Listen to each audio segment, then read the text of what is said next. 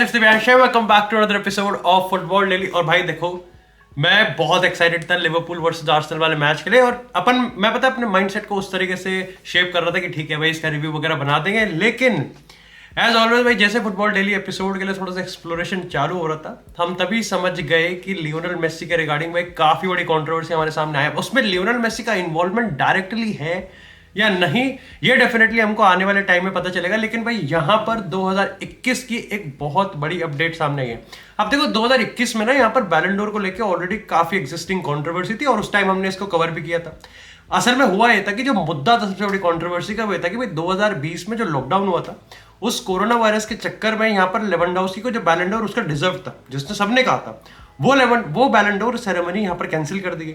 जब बाद में फुटबॉल फैंस ने और खुद लेवेंडोव्स्की ने अब इनडायरेक्टली इस चीज को डिमांड करा कि भाई जो बैलन डोर मेरा पिछला वाला पेंडिंग है उसको 2021 में मिलना चाहिए, या फिर आप 2 साल का एक बार कंबाइन करके आप एक कंबाइन बैलन डोर दो, जिसका टाइम फ्रेम आप 1 साल से बढ़ा के 2 साल कर दोगे। वहां पर वो बैलन डोर एक्चुअली में पिछले साल का तो बिल्कुल नलिफाई कर दिया और नए सिरे से करा, जो कि अगेन काफी रूल्स के हिसाब से था और बिल्कुल लेजिट था। और वहां पर लियोनेल मेसी वो बैलन डोर जीत गए।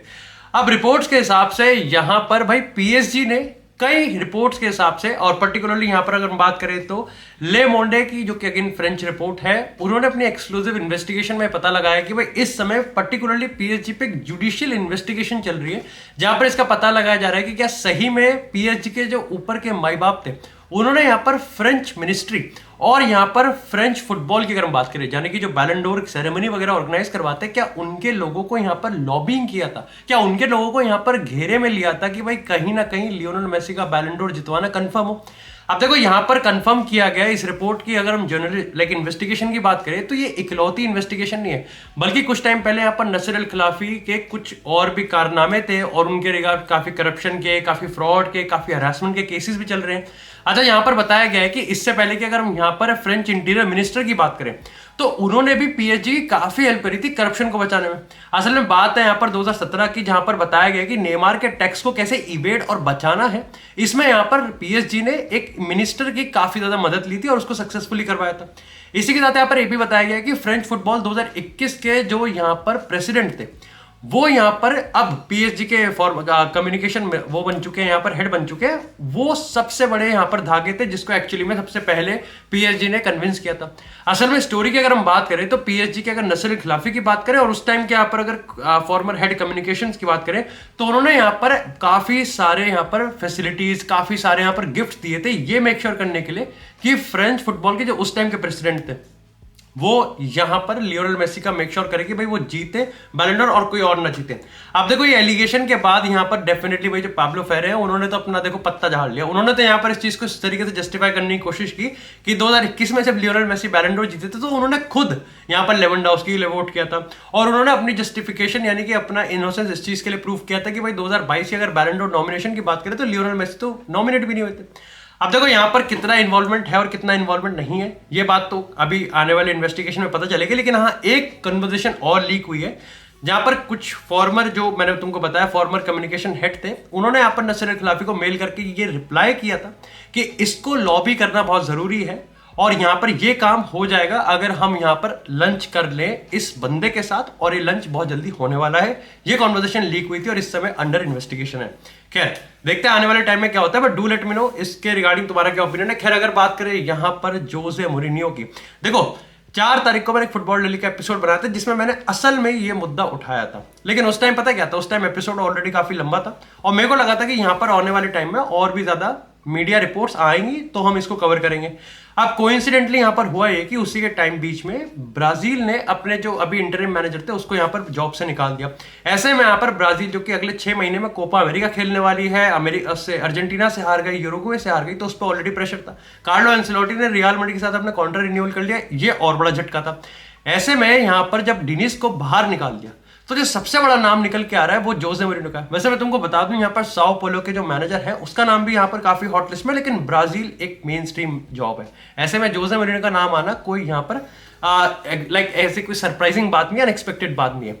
लेकिन मैंने उस एपिसोड में जो चीज कहा था, मैं शायद से आज भी इतनी सारी रिपोर्ट्स पढ़ने के बाद भी वही चीज शायद से उसी पॉइंट पे एक बार फिर से आने की कोशिश करूंगा, क्योंकि यहां पर अगर जोसे मोरिनियो के स्टाइल की बात करें, मुरिनो बढ़िया आदमी, मुरिनो कहता है मेरा मतलब ही नहीं है। मुरिनो कहता है कि देखो सीधी सी बात है, जब मेरे को क्लब से यानी कि रोमा से ये कम्युनिकेशन मिल जाएगा कि अब उनको मेरी जरूरत नहीं है, तो मैं यहाँ पर किसी भी क्लब के साथ या फिर किसी भी नेशनल टीम के साथ बात कर सकता हूँ।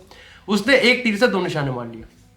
उनने यहाँ पर अपनी रॉयल्टी प्रूव कर दी, क्योंकि माना जाता है कि यहाँ पर इटालियन मीडिया के हिसाब से रोमा का, फैंस का और यहाँ पर मुरीनो का अच्छा रिश्ता है, डिस्पाइट कि रोमा ने कुछ खास उखाड़ा नहीं है। और ये भी एक रीजन बताया जा रहा है कि रोमा के ओनर्स यहाँ पर नहीं रिन्यू करने वाले।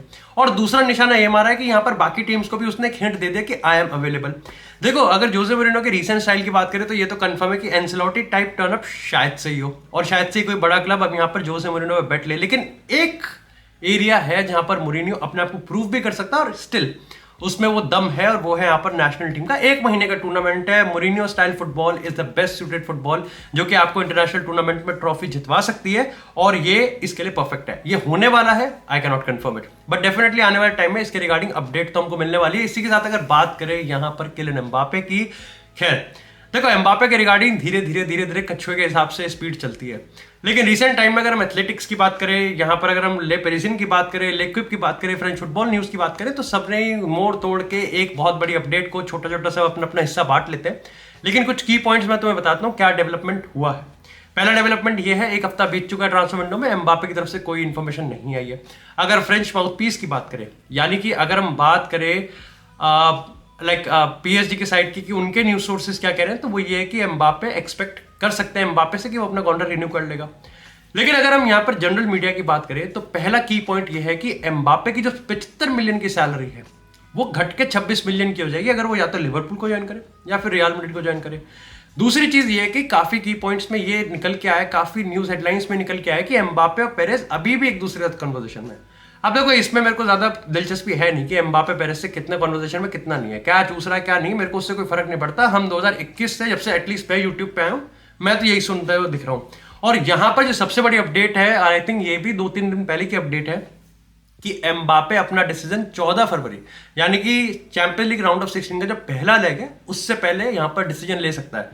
मेरे हिसाब से देखो, मैं तुम्हें सही बात बताऊं तो मेरे हिसाब से अंधेरे में तीर मारने वाली बात है, क्योंकि असल में कहना है कि आप एक लंबी डेट जब दे देते हो ना, तो मीडिया हाउसेस के लिए एक बहुत अच्छा टाइम फ्रेम मिल जाता है कि वो अब और छाप सकते हैं। अगर आप परसों की टाइम डेट दोगे तो फिर व्यूअर्स आपकी परसों ले लेंगे, अगर वो नहीं हुआ तो ऐसे में आप लंबा पंट खेलते हो तो आपको पता है कि यहाँ पर उस टाइम फ्रेम के बीच में तो काफी सारी चीजें हो सकती हैं, और इसलिए एक लंबी डेट दी गई है। मेरे को आज भी याद है पिछले सीजन में यही ड्रामा किया गया था कि चैंपियन लीग से पहले हो जाएगा, और मेरा अगर तुम पर्सनल व्यू लोगे तो मेरे को लगता है कि अगर लेना ही है पंट तो चैंपियन लीग के बाद होता है जो भी कोई सीन होता है, because that's the turn off heart या फिर जो भी तुम कहते हैं हृदय परिवर्तन होता है। इसी के साथ अगर बात करें मैनचेस्टर यूनाइटेड से, तो भाई सर जिम रैटक्लिफ की और एरिक टेन हैग की यहाँ पर मीटिंग हुई थी, एंड टू बी ऑनेस्ट मेरे को लगता है कि एज एक्सपेक्टेड जो मीटिंग था वही था कि टेन हैग ने कहा कि पॉजिटिव गया है, सब अच्छा गया, हम साथ में काम करेंगे बैठ के, बहुत सारी चीजें होंगे। सर जिम रैटक्लिफ ने भी सारी अच्छी पॉजिटिव चीज कही है, लेकिन अगर कुछ चीज इंटरेस्टिंग है जो कि तुम यहाँ पर तुम्हें इंटरेस्टिंग और यहाँ पर तुम्हारे लिए एक्साइटेड हो सकती है, पहली चीज तो तुम ये मान के चल सकते हो कि Ten Hag will not be sacked soon enough. अब देखो यहाँ पर मीडिया की अगर, और मोस्ट रिलायबल मीडिया रिपोर्ट्स की अगर हम बात करें तो उन्होंने ये चीज लिखी कि अगर 7-8 गेम ही ठुक गए तो दुकान मरेगी, लेकिन अगर नहीं ठुके, जो कि नहीं ठुकेगी, यूनाइटेड इतना तो ठुक चुके, अब नहीं ठुकेगी तो टेन हैग बच जाएगा।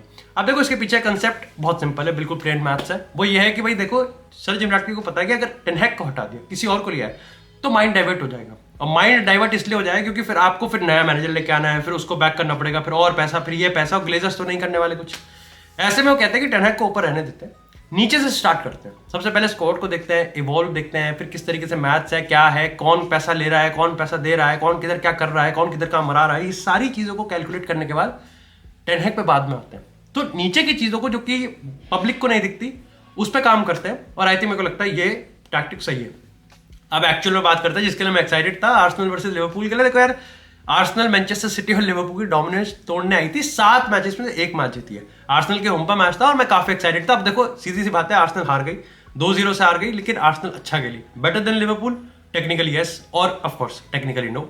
टेक्निकली यस क्योंकि आपने गेम डोमिनेट किया, और technically no because the football is the football. Like football दिखता वो है जो कि आपकी स्कोर बोर्ड पर दिखता है, स्कोर बोर्ड पर आपने गोल्स नहीं ऐड किए, जो कि अपने आप में एक पूरी स्टोरी बयां करती है why Arsenal might not actually win any trophy this season. देखो अब यहां पर प्रॉब्लम ये आ जाती है कि सब काई हैवर्ट्स का गला पकड़ेंगे, और पकड़ना भी चाहिए। आपने 70 मिलियन खर्च करे एक ऐसे प्लेयर पे जिसकी आपने पोजीशन ही बदल दी।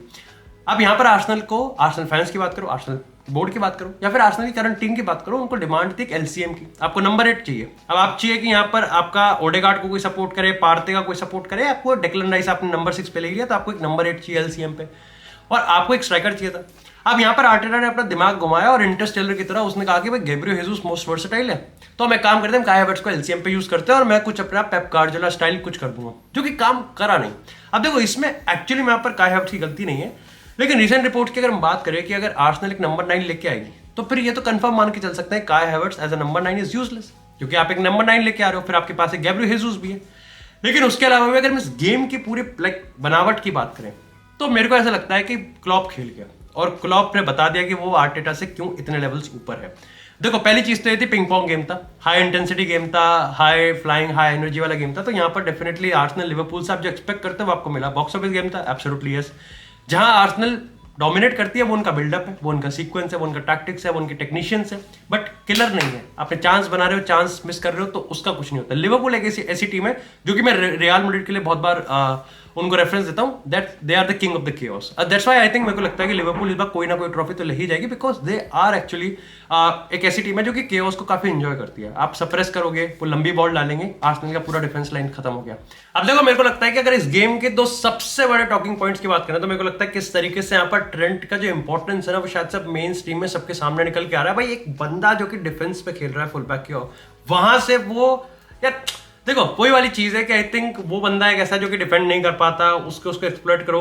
और आई थिंक मैं वाईजेआर की वीडियो देख रहा था और यश ने इसको काफी ब्यूटीफुली एक्सप्लेन किया था कि भाई यार एक बात बताओ, एक बंदा है और उसकी क्लास ही उसका अटैकिंग आउटपुट है और उसका यहाँ पर किस तरीके से वो ऑफेंसिवली थ्रेट करता है, दैट मीन्स कि अब उसका डिफेंसिव वीकनेस उसकी प्रॉब्लम नहीं है बल्कि क्लॉप की प्रॉब्लम है। ये किस तरीके से सिस्टम बनाना है ये लिवरपूल के मैनेजर का काम है, ना कि यहाँ पर ट्रेंट का काम है। दूसरा पॉइंट आता है यहाँ पर कि भाई काई हैवर्ट्ज को यहाँ पर सॉल्व करना पड़ेगा। तो अगर आप आर्सेनल का पूरा गेम देखोगे दिस वे दे डोमिनेट, लेकिन उनके सीक्वेंस का कोई मतलब नहीं बनता अगर उसको कोई खत्म करने वाला नहीं है। और लिवरपूल के कोई बिल्डअप का कोई यहाँ पर परवाह नहीं करता अगर उनको किल करने वाला कोई है। और यहां पर एक बड़ा मास्टर कार्ड खेलता है ट्रेंट। उसके अगर ऑफ द बॉल पोजीशन की बात करें, ऑन द बॉल अगर उसके यहाँ पर इनपुट की बात करें और किस तरीके से लिवरपूल के पूरे सिस्टम को एलिवेट करता है, ये बहुत बड़ी चीज है। और in the short term and the long term ये बहुत ज्यादा फायदा देगा। इसलिए कहीं ना कहीं आर्सेनल को मैं नहीं कहूंगा कि आर्टेटा आउट है, आर्टेटा ये है, लेकिन एक बहुत बड़ा ग्लेयरिंग मिस्टेक हो गया है काई हैवर्ट्ज को साइन करके। नॉट बिकॉज कि काई हैवर्ट्ज एक बुरा प्लेयर है, बट बिकॉज आई थिंक काई हैवर्ट्ज एक ऐसा प्लेयर निकल के आएगा जो कि एक पोजीशन पे डेफिनेटली नॉट इनफ है और दूसरी पोजीशन पे शायद से आने वाले टाइम में वो सरप्लस हो जाएगा।